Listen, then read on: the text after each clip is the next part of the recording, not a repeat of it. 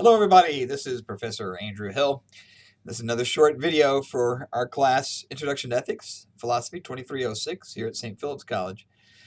And today is Thursday. Oh my gosh, January the 25th, 2018. We're still in week 2.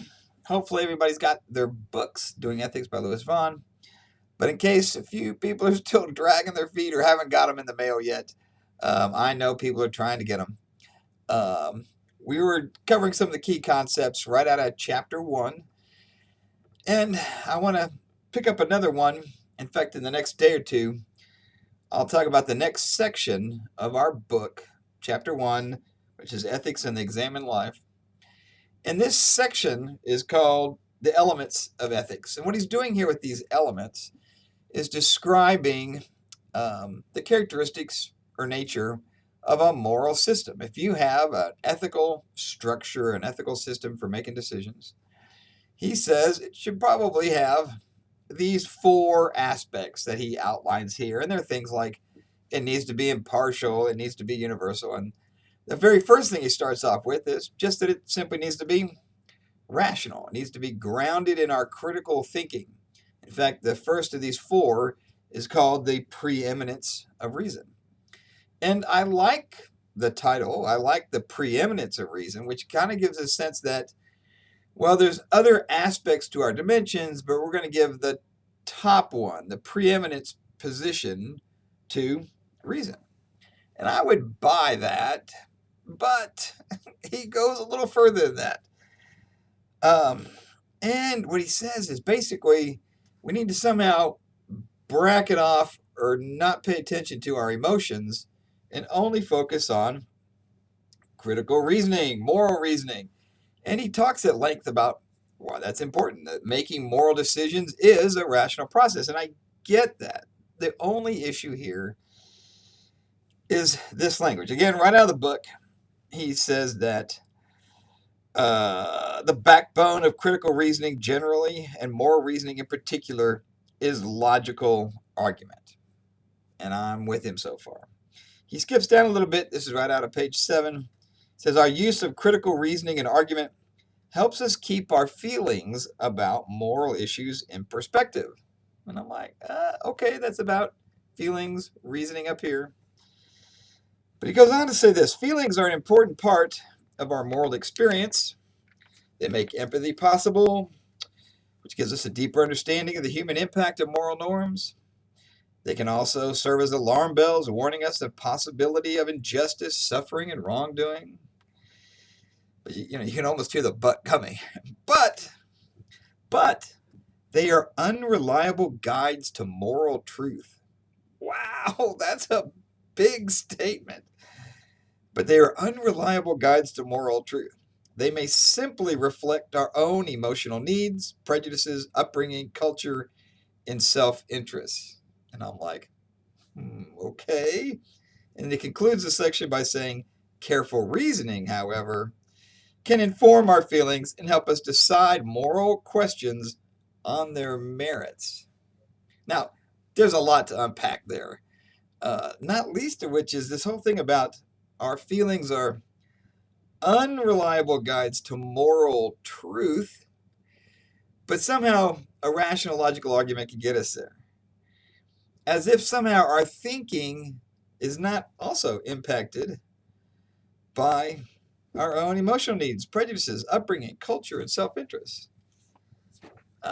Now, what he wants to say is, look, logic, once we get down to hard logic, which he talks about a little bit in chapter 3, it's going to take away all of that. And you're better off making moral decisions using strict critical reasoning and logic. And I kind of get what he's saying, but it leaves me, he says to us that you're somehow better off without these other aspects of your humanity and just focus on the logic, and that will be a reliable guide to moral truth. And I'm like, wow. My advice to students is a little different. I like the way he started, which is the preeminence of reason. And what I tell people is, listen, you're a human being. You're complicated. You got lots of different sides to you. There's all these, You got a physical side, an emotional side, and a spiritual side, and a psychological side. There's all this complexity to human nature. And I wouldn't tell someone to bracket all of that off and leave it behind and turn yourself into a computer program or Dr. Spock or something and somehow rely only on logic to make really complex, difficult moral decisions. And again, he has this confidence that if you do that, somehow you'll solve the riddle. That if you just use logic, there'll be a moral truth there, and then you can access it. I think it's a lot more complicated than that, in all honesty. So if he had just hedged that a little bit, if he had said, well, keep all these different aspects, bring the totality of your human experience to play in making these decisions, to bring all of who you are to very difficult moral, ethical choices.